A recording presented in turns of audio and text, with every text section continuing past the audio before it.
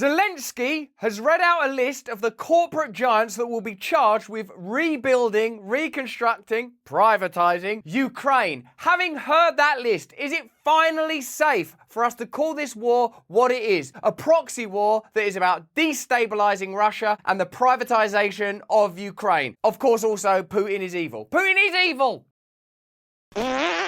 Hello there, you 6 million awakening wonders. Thanks for joining us on this voyage towards truth and freedom in all of its complexity. A voyage that means that we have to have the freedom to discuss opposing views that necessarily destabilize and disrupt the mainstream narrative. Today, we are talking about Zelensky's list. Having already in 2022, by the way, rung that bell that opens the stock market. And if that's not a clear indication where your affiliations lie, then this list is. He lists like JP Morgan, BlackRock.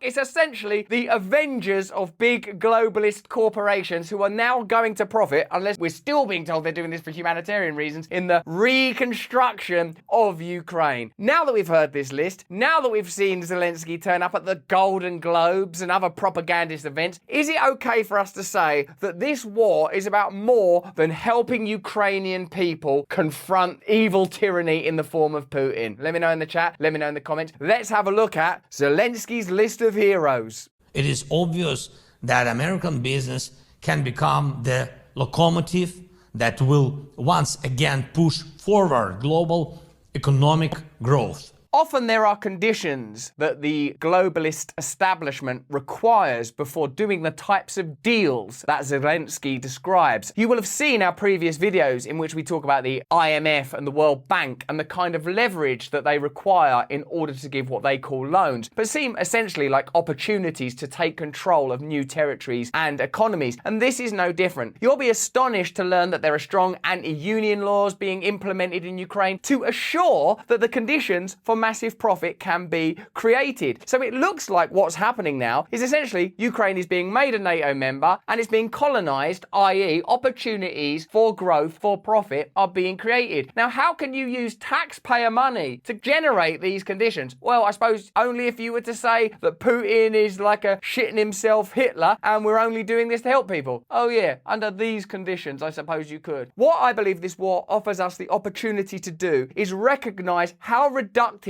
our media have become. Part of the formula these days is to present a situation as humanitarian or a crisis that needs a necessary resolution. Then, in effect, powerful elite interests benefit from it. Have that formula in your mind, and then we can use it together to critique situations as they unfold. We have already managed to attract attention and have cooperation with such giants of the international financial and investment world as BlackRock, JP Morgan, and Goldman Sachs. These are not unequivocal forces for good. JP Morgan and Goldman Sachs and BlackRock are not charities. They're not philanthropic organizations. Even philanthropic organizations aren't that philanthropic. Who's next in there? The Bill and Melinda Gates Foundation? While the United States and Europe flood Ukraine with tens of billions of dollars of weapons, using it as an anti-Russian proxy and pouring fuel on the fire of a brutal war that is devastating the country, they are also making plans to essentially plunder its post-war economy. These are evocative words, but this is the kind of evocative language that's required to balance the vanilla narrative we're continually fed. We're continually told, help Ukraine, help Ukrainian people. And of course, the reason you're told that is because that is the right thing to do. But I don't believe that that's what's happening. Do you? Let me know in the chat. Let me know in the comments. Representatives of Western governments and corporations met in Switzerland last July to plan a series of harsh neoliberal policies to impose on post-war Ukraine, calling to cut labour laws, open markets, drop tariffs, deregulate industries, and sell state-owned enterprises to private investors. That is a formula for corporatization. That's what's being offered here. If you're familiar with the term neoliberalism, then you will know that this is what's happened in Western democracies in the previous 20 or 30 years. Asset stripping, finding publicly owned assets, selling it off to private organizations when these assets were built all using public money.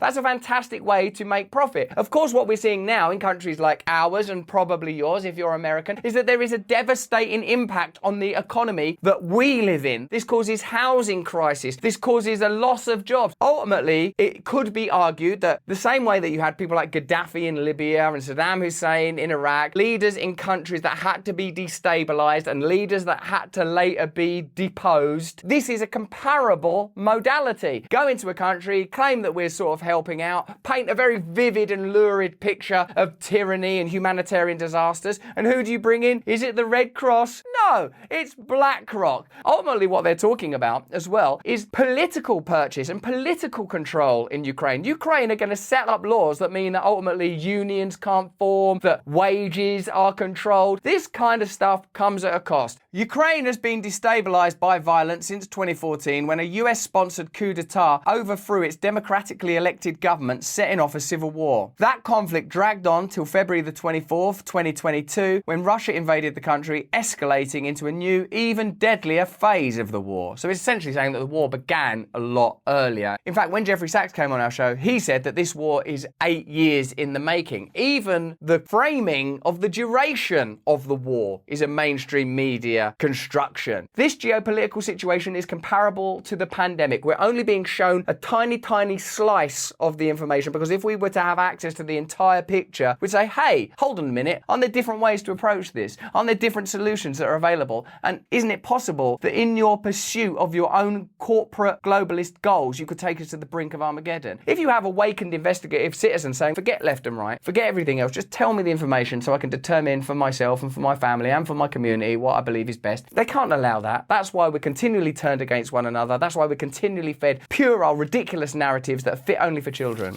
Washington had sent large sums of weapons to Ukraine and provided extensive military training and support over several years before Russia invaded. Meanwhile, starting in 2017, representatives of Western governments and corporations quietly held annual conferences in which they discussed ways to profit from the civil war they were fueling in Ukraine. In these meetings, Western political and business leaders outlined a series of aggressive reforms they hoped to impose on Ukraine, including widespread privatization of state-owned industries and deregulation of the economy. On July 4th and 5th, 2022, top officials from the US, EU, Britain, Japan, and South Korea met in Switzerland for a so-called Ukraine Recovery Conference. There, they planned Ukraine's post-war reconstruction and performatively announced aid commitments. Let's hold a Ukraine Recovery Conference. What are we recovering? We are recovering Ukraine from Ukrainian people. We know our brain sends messages all over our bodies. Of course we do. It's in constant communication. But did you know that the gut is speaking back to your brain?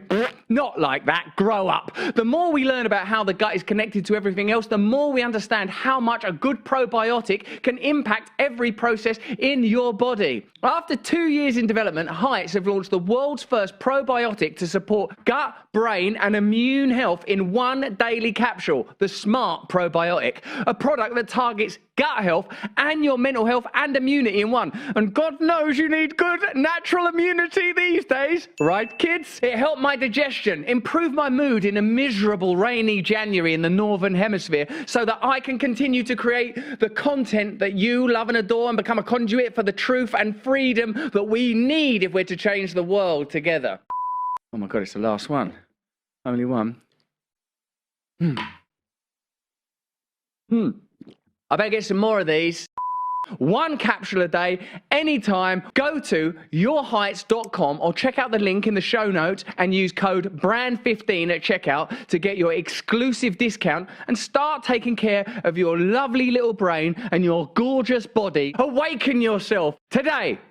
And everyone can become a big business by working with Ukraine in all sectors, from weapons and defense. Yep, weapons and defense, good. That's definitely happening. To construction, from communication to agriculture. Yep, all of them. All of the global elite interests can benefit from this war. At the beginning, it was like, well, how could there be anything other than just Russia's egregious criminal invasion, Putin's evil tyranny? Oh, look, by some weird coincidence, all of the world's most powerful interests are going to benefit. It's a bit like the pandemic, really, when by helping us all to get better, some of the world's most powerful interests benefit. It's weird how this keeps happening. From transport to IT, from banks to medicine. Banks and medicine, same players again and again. And I believe that freedom must always win. Gotta have freedom. Gotta have freedom. Freedom to make a great deal of money out of human suffering. The Ukraine Recovery Conference was not new. It had been renamed to save the expense of a new acronym. In the previous 5 years, the group and its annual meetings were instead referred to as the Ukraine Reform Conference. The URC's agenda was explicitly focused on imposing political changes on the country, namely strengthening the market economy, decentralisation, privatisation, reform of state-owned enterprises, land reform, state administration reform, and Euro-Atlantic integration. That sounds a little bit like corporatise it, privatise it, get it in NATO. Before 2022, this gathering had nothing to do with aid and a lot to do with economics. It's a shame that this is all to do with economics. If only there was some war or humanitarian angle that would really bolster our efforts. Just wait there 1 second. Putin, you son of a bitch! So what they're calling the Ukraine Recovery Conference is starting to sound like a convention for corporate interests and profiteering opportunity. Documents from the 2018 Ukraine Reform Conference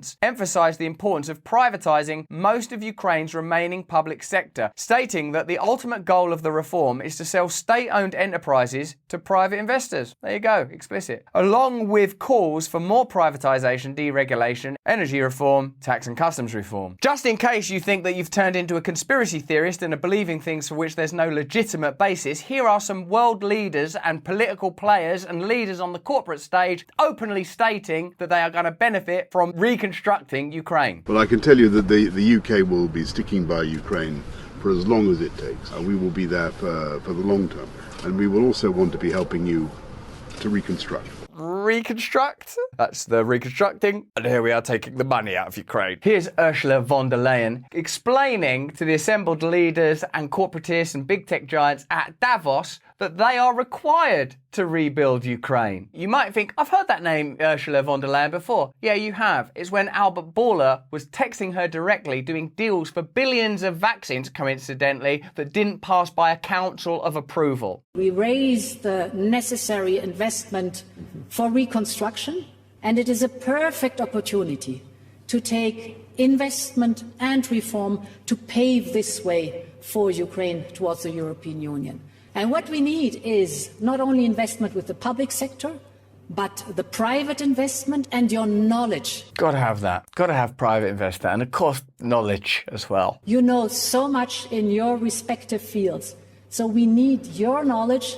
We need every hand on board to really move forward with repair, relief at the very beginning, but also reconstruction. Gotta reconstruct it. The people of Ukraine really deserve it. So there you go. There you see everything, tying the morality, the necessary duty we have to help one another, to help the suffering Ukrainian people, with the interests of the establishment elite. As long as you can converge those two ideas, then dissent becomes criminal. People will say that I'm a crackpot conspiracy theorist for saying it and you're a nutcase for believing it, but they're admitting BlackRock, JP Morgan, Goldman Sachs, are going to benefit from the reconstruction of Ukraine. If something is truly humanitarian, here's a good way of demonstrating it. Extract the profit from it altogether. If not, don't pretend it's humanitarian. Just go, listen, this is the agenda. Ukraine was ultimately a place that was too resource rich and had too strong a ties with Russia historically, politically, and even ethnically in some cases. We're not having it. We're going in there, we're destabilising it. We're going to provoke Russia until they engage militarily. Then we're going to go in there and corporatise it. Why wouldn't they say that? Because that's not a very popular story, is it? In September 2022, Zelensky symbolically rang the opening bell at the New York Stock Exchange via video stream. The Ukrainian leader declared that his country was open for business with more than $400 billion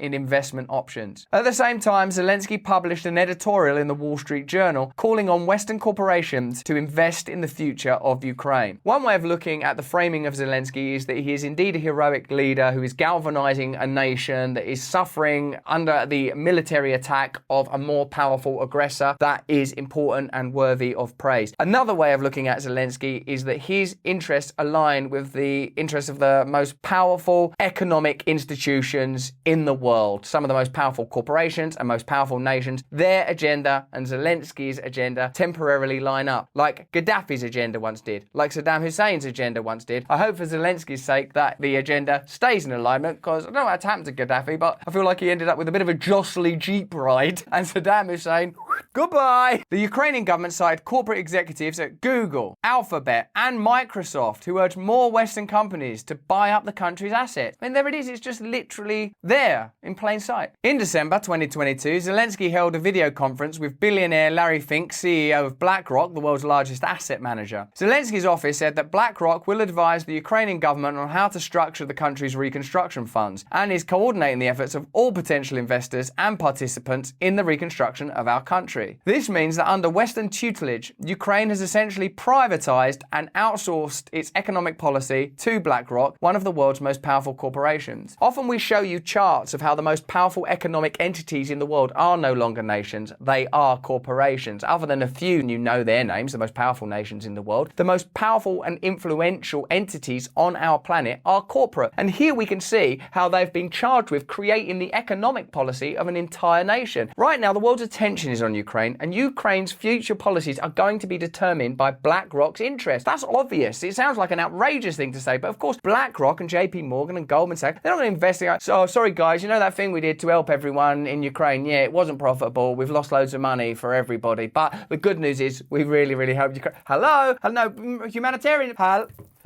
Hello! During a recent WEF session in Davos, Larry Fink spoke of his plans to help coordinate billions of dollars worth of reconstruction financing for Ukraine, saying he hoped the initiative would also turn the country into a beacon of capitalism. Oh my God, it's very explicit. This is not conspiracy theory. The very fact that they're saying it in this public way, I don't even know what the counter-argument to this is, actually. I don't know why they say, well, Russell, of course, after a war, it's going to need reconstruction, and you're going to want the most powerful interest in the world. All right, yeah, I get that. I get what the world is. But that's essentially our argument, is would you include in your media narratives the fact that the most powerful interests in the world are going to benefit from this, and stop giving us these reductive, simplistic tales of good versus evil, which could in fact lead us to an apocalyptic conflict, because that's unreasonable and unfair and, most importantly, untrue. Give us the truth and stop creating narratives that only benefit elites when they could in fact be detrimental not only to all of you watching this, but the Ukrainian people themselves. They're going to find it difficult to work. They've had a war that could have been stopped earlier. What I object to, I think, is the lying. David Solomon, CEO of Goldman Sachs, spoke cheerily of Ukraine's post-war future. There is no question that as you rebuild, there will be good economic incentives for real return and real investment, he said. In one way, I'm almost tempted to just go along with it and invest in it. Zelensky's government has imposed some of the world's most aggressive anti-worker policies. So if you love Ukraine, which obviously he does, I'm not saying that Zelensky doesn't love Ukraine, but aggressive anti-worker policies, passing legislation that deprives around 73% of workers for their right to union protection and collective bargaining. How's that good for Ukrainian people? Oh, how it's good is you can now do deals with Goldman Sachs and Ukraine, and they won't do those deals if you're like, hey, obviously though, as leader of Ukraine, I've got to make sure that Ukrainian people, they're the people that should benefit. After all, they're the ones who had their children killed and suffered from all the bombing and the turmoil. Oh no, you know who's really suffered from this? JP Morgan. JP Morgan throughout this conflict. Oh God, help me, man. When's this war gonna end? This is all just bullshit.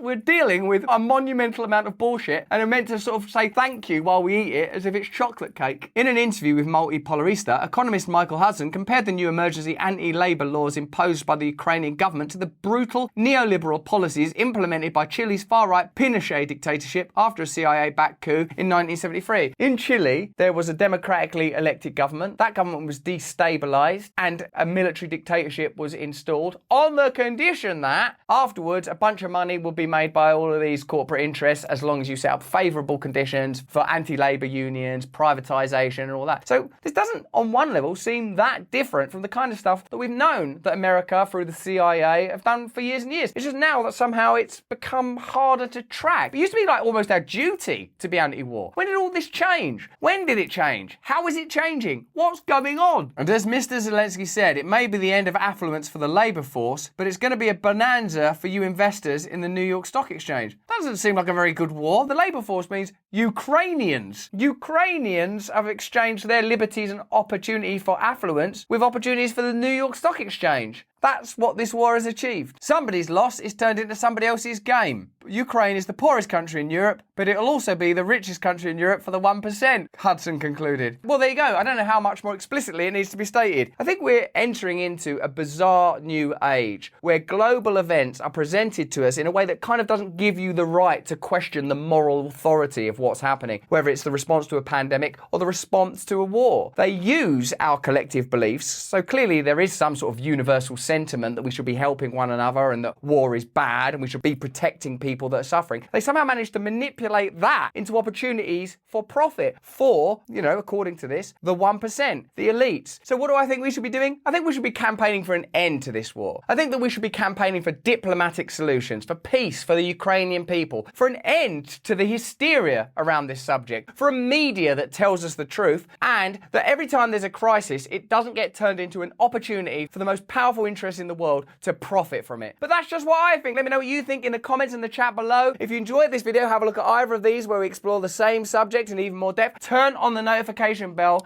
right now because the algorithm is trying to hide us so you only get mainstream tripe. Share this video with your friends. Spread this stuff around. But more important than any of that, please stay free.